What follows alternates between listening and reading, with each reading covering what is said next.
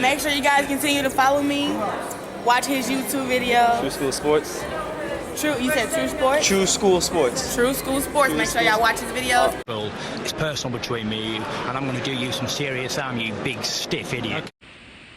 The untouchable True School Sports Empire proudly presents something the boxing game's been missing. Hey, what's going on? It's your boy BT. I came here to talk some boxing with thousands of True School Sports subscribers. Now, I wanted to talk about the co-main event on the October 15th show, PBC, Barclays Center, Brooklyn, New York City. You know, should be a momentous occasion when Deontay Wilder steps in the ring against Laney's. But the co-main event, to me, in my humble opinion, no disrespect to Wilder, is the real main event because I think it's a better fight.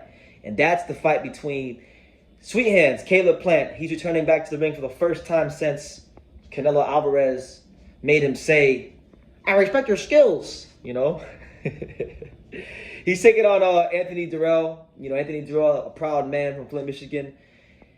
Anthony Dirrell, the former WBC super middleweight champion, you know, hard puncher. He's coming off of a statement knockout performance against, was it Marcos Hernandez?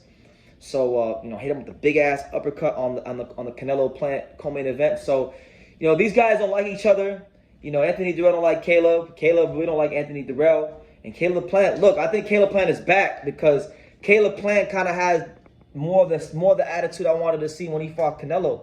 And hopefully he keeps that same energy when Anthony Dirrell hit his ass. Because he told Anthony Dirrell straight up, "You can't fuck with me."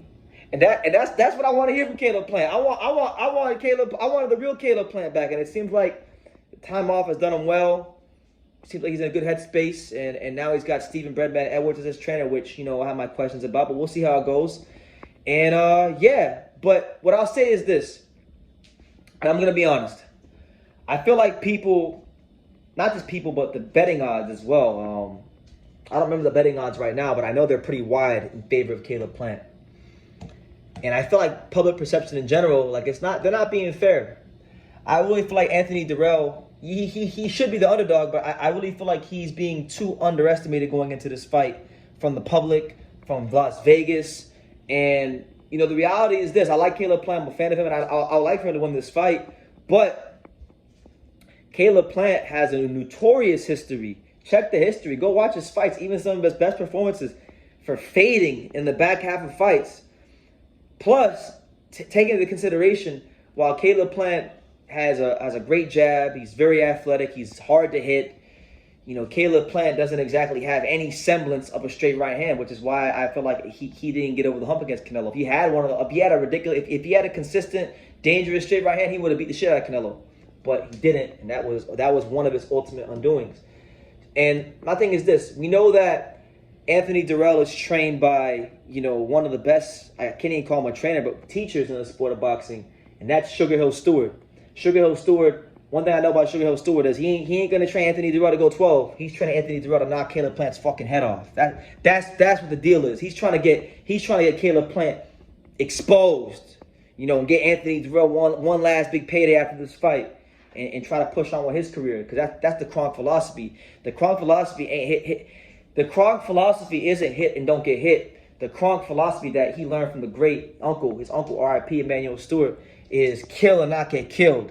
That's what it is. We training for knockouts. We ain't training for decisions. So my thing is, Caleb Plant's obviously a proud man.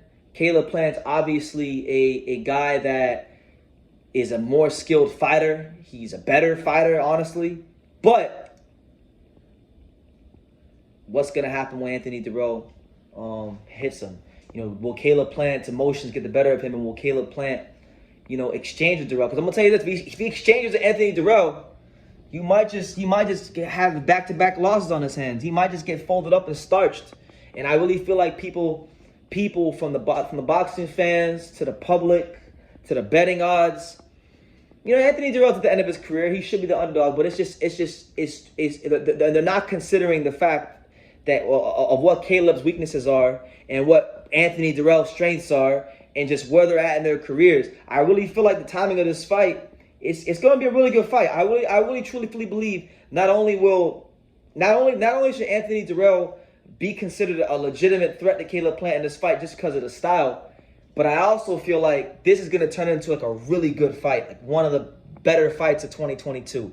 Just because in boxing, when you get two guys who genuinely don't like each other, they're going to go the extra mile in preparation. They're going to run the extra mile on the hills or the mountains. They're going to go and do those extra reps in sparring. They're going to watch that extra hour of film just because they want to have that competitive advantage over the opponent. And that's what I genuinely feel. I really feel like Caleb Plant, he wants to send a message to the rest of the middleweight division that, hey, yeah, I lost to Canelo, but you're not Canelo. You're not going to the Hall of Fame. You're not one of the best fighters from a country like Mexico. So unless you're like a Canelo caliber, you can't fuck with me. And he wants to send a message to the 116 division that you can't fuck with me. Anthony Dirrell wants to send the division that, hey, listen, I'm still something to be reckoned with. I'm at the latter stage of my career.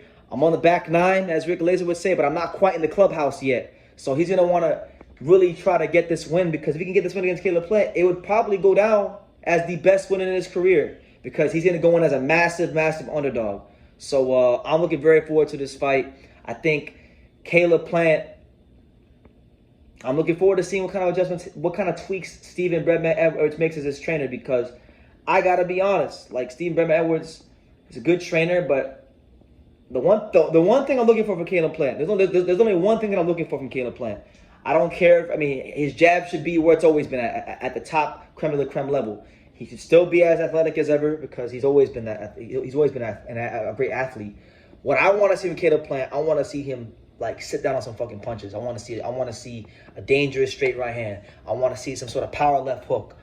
Things like that. I want to see things like that from Caleb Plant. And if he can perform these kind of punches at a high level, at a high rate, against a dangerous Kronk-style fighter like Anthony Dirrell, then it's going to tell me that Caleb Plant is developing, and he can still push upwards in the super middleweight division. So great fight. Anthony Dirrell, to me, the dog, is a live dog, pun intended, and he shouldn't be underestimated as much as he's being underestimated by the public, by Vegas and things like that. But I think Caleb Plant should win the fight, and that's just what it is. So you guys let me know what you think in the comments down below. What do you guys make of the fight? How do you think it'll play out? What kind of chance do you give Anthony Dirrell, and what kind of improvements and adjustments are you looking for from Caleb Plant in his first fight back since losing to Canelo Alvarez? Leave your comments down below.